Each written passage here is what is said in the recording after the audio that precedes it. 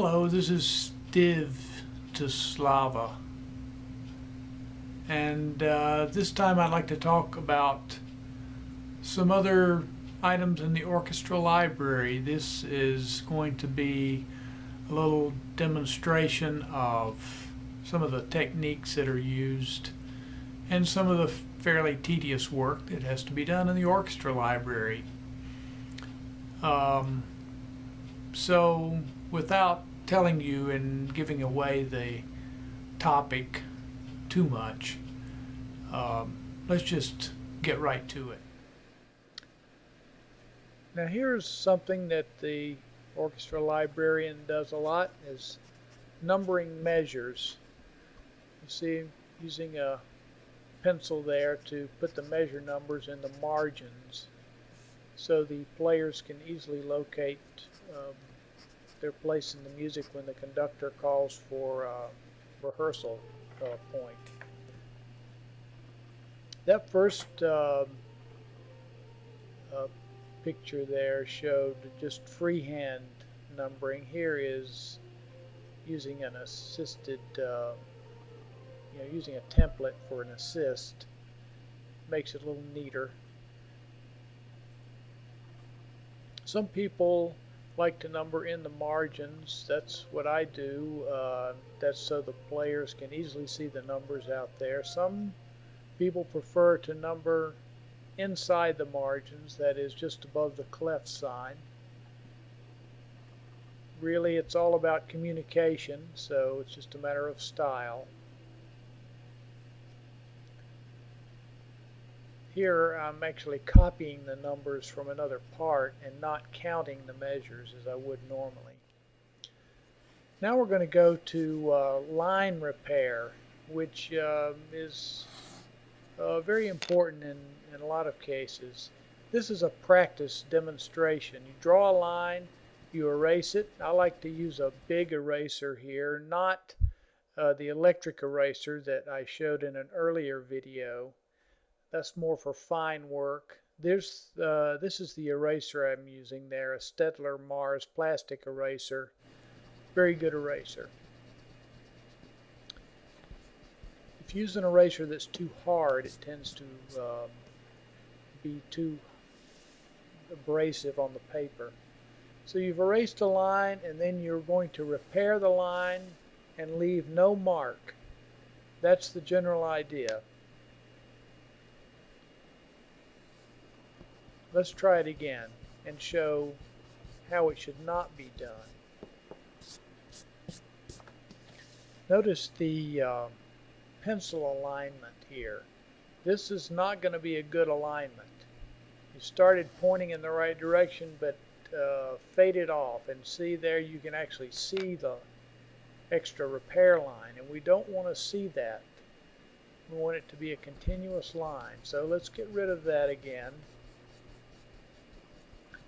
and try to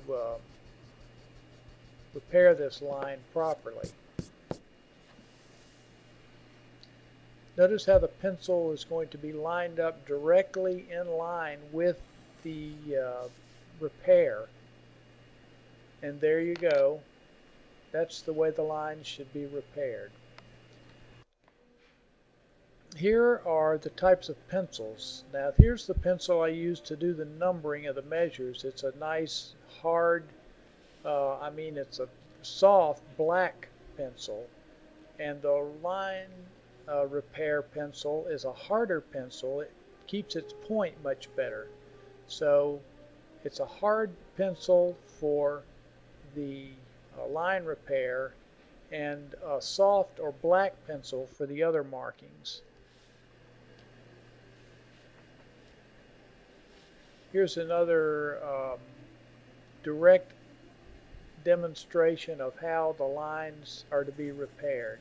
Notice how the twisting or spinning motion of the pencil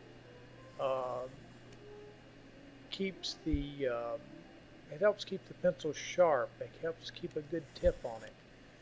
And here again, you really need a fairly hard pencil, not a soft pencil like you do for most writing, because you need to retain a good, firm, sharp point on the pencil.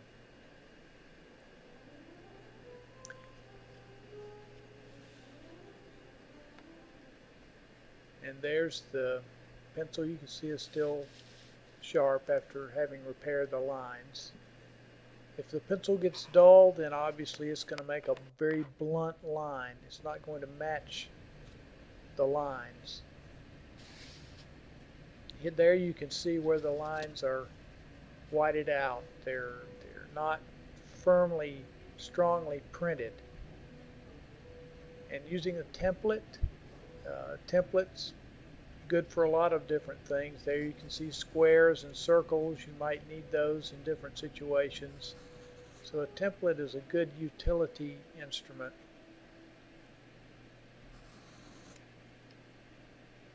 You could use a simple straight edge, but this is multitasking we're talking about here. Notice how the pencil is spun between the fingers. Of course, you can use either side of the template.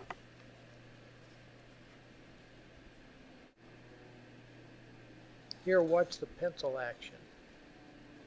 See how you twist it between your fingers. That keeps a good point on the pencil. That keeps it sharp. And it also makes a more consistent line.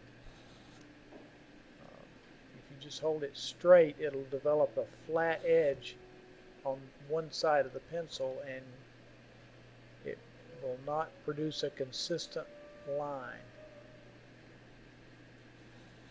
You can see those lines are pretty neatly repaired. This is, of course, pretty tedious work. So you've got to be pretty quick with it. It takes a lot of practice to develop the kind of speed you need. This will give you an idea of at least how quickly you need to do this.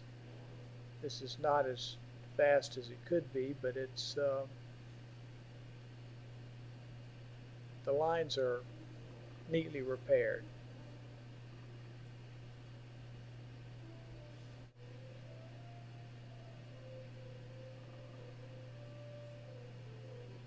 Here's one last look at repairing the lines, and you can see that here I'm moving along pretty quickly. You have to be careful, and it does take practice to get that template lined up exactly. You don't put it right on top of the line. You put it a micromillimeter below the line, because you've got the pencil, what I call the bump space. The point doesn't go right down on the template, but rather next to it by a hairline.